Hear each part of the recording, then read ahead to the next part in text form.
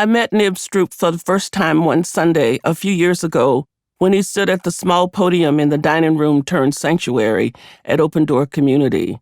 It never occurred to me then that we would come to this day co-authoring a book on this woman who is very precious to me. Nibs and I grew up less than 40 miles from one another in Arkansas. He lived in Helena, and I lived in a small community called Moro. Though as a little white boy, his life and experience were very different from mine in many ways, there are so many ways in which we were walking a parallel path. As you listen to this book, you will begin to see the ways in which this parallel path was forged and how our souls were kin to one another, though we were some miles apart geographically and in many ways light years apart culturally in our little Arkansas oppressive worlds. Both of us were poised toward the search for liberation from our earliest days, and while we had no way to name that quest, there was an inexplicable spirit of grace that moved us along that path and kept us in its protective grip in order to make sure that we found the path. Both of us are grateful that we found the path and that God's grace has helped us to stay on that path of the search for personal and collective liberation.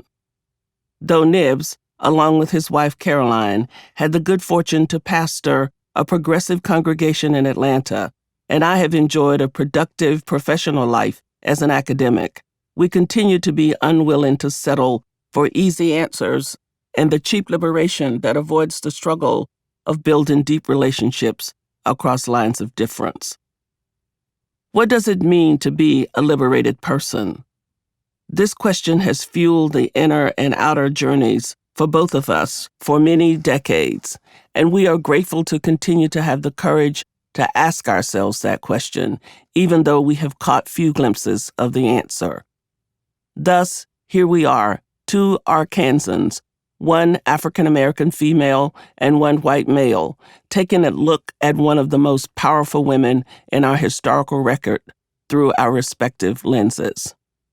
Nibs is correct that this is not a book that a white man should have tried to write alone, and I think that the conversation in this book has been enriched by our writing it together. Wells invites us into spaces that we might prefer to avoid on our own. It is critically important for all people, whether white or people of color, to learn how to have honest conversations about issues of race without seeing the difficult parts of those conversations as an invitation to vacate the path to healing.